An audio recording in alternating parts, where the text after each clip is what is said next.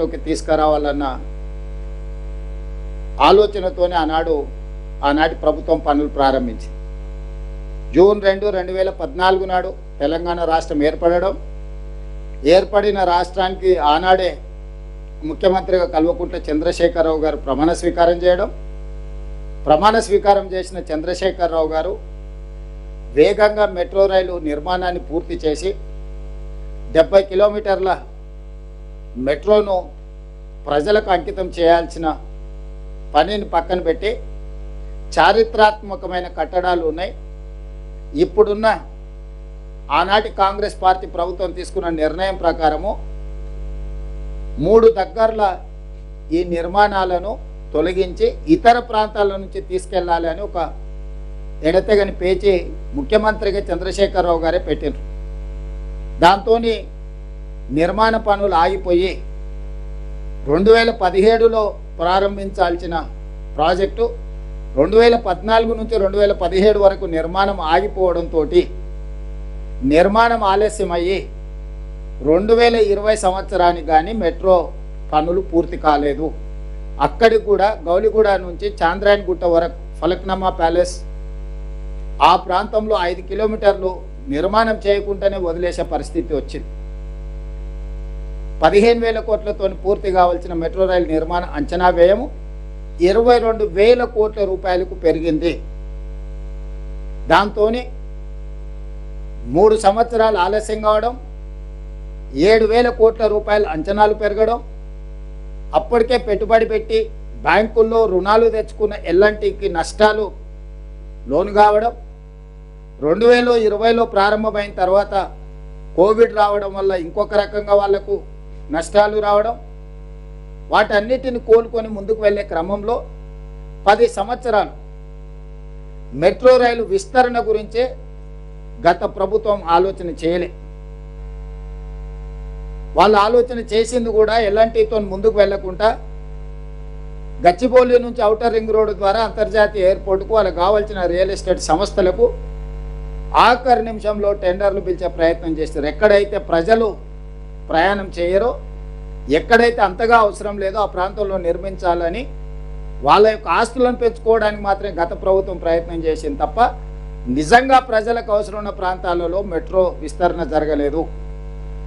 ఒకనాడు ఢిల్లీ మెట్రో మొదటి స్థానంలో ఉంటే హైదరాబాద్ మెట్రో 2వ స్థానంలో ఉండే దేశంలోనే. ఇతర నగరాలలో చిన్న చిన్న మెట్రోలు మాత్రమే నడుస్తుండే. ఈరోజు ఢిల్లీ మొదటి స్థానంలో అట్లనే ఉంది, హైదరాబాద్ నగరం 9వ స్థానానికి జారిపోయింది. ఇతర నగరాలు మనకంటే వేగంగా మెట్రో నిర్మించుకోవడము, మెట్రో రవాణా ప్రజలకు అందుబాటులో తీసుకురావడంతో మిగతా రాష్ట్రాలని మనల్ని దాటుకొని ముందుకు వెళ్ళిపోయినాయి. అందుకే ప్రజాపాలన ప్రభుత్వం చేపట్టిన వెంబడే మెట్రోను విస్తరించాలి, ప్రజలకి రవాణా సౌకర్యాలను మెరుగుపరచాలి, హైదరాబాదు నగరంలో అవుతున్న ట్రాఫిక్ జామ్లకు, ప్రజలకు ఇబ్బంది, పర్యావరణాన్ని, కాలుష్యాన్ని నియంత్రించడానికి ఈ మెట్రోను విస్తరించాలనే నిర్ణయానికి వచ్చి కేంద్ర ప్రభుత్వాన్ని 2వ ఫేజ్ని మాకు మీరు అనుమతి ఇవ్వండి, నిధులు ఇవ్వండి అని చెప్పి ప్రధానమంత్రి గారిని, అర్బన్ డెవలప్మెంట్ మినిస్టర్ను, రైల్వే మినిస్టర్ని, ఫినాన్స్ మినిస్టర్ని చాలా సందర్భాలలో నేను కలిసి విజ్ఞప్తి చేయడం జరిగింది. చివరికి మా ఒత్తిడి తట్టుకోలేక పట్టణాభివృద్ధి శాఖ మంత్రి ఖట్టర్ గారు మీరు ఎల్ఎన్టీని ఒప్పించి ఫేజ్ 2లో వాళ్ళని భాగస్వాములుగా చేయండి, అప్పుడు 2వ ఫేజ్కి మేము అనుమతులు ఇస్తామని చెప్పి వాళ్ళు కండిషన్ పెట్టడం జరిగింది. అప్పుడు మేము ఎల్ఎన్టీని సంప్రదించినాం.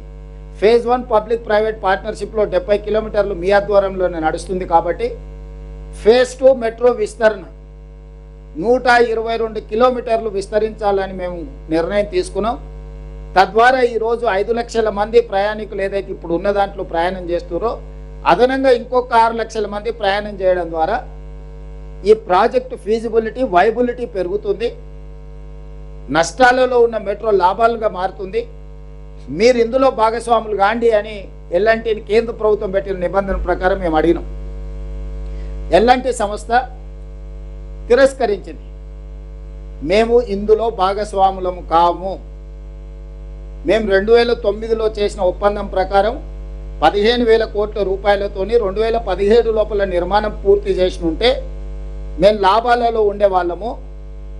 గత ప్రభుత్వం 3 సంవత్సరాలను పనులను స్తంభింపచేయడం వల్ల 7,000 కోట్ల రూపాయల నష్టం వచ్చి ఈరోజు మాకు ప్రయాణికుల నుంచి సంవత్సరానికి 1,100 కోట్ల రూపాయలు వసూలైతే 450 నుంచి 500 కోట్ల రూపాయలు ఈ మెట్రో నిర్వహణకు జీతభత్యాలు నిర్వహణ కోసమే ఖర్చు అవుతున్నాయి. మాకు ఇంకొక 500 కోట్ల రూపాయలు మిగులుతున్నాయి. కానీ మేము తెచ్చిన అప్పులకు 13,600 కోట్ల రూపాయలు మేము తెచ్చిన అప్పులకు సంవత్సరానికి మేము 900 కోట్ల రూపాయలు కట్టాల్సి వస్తుంది.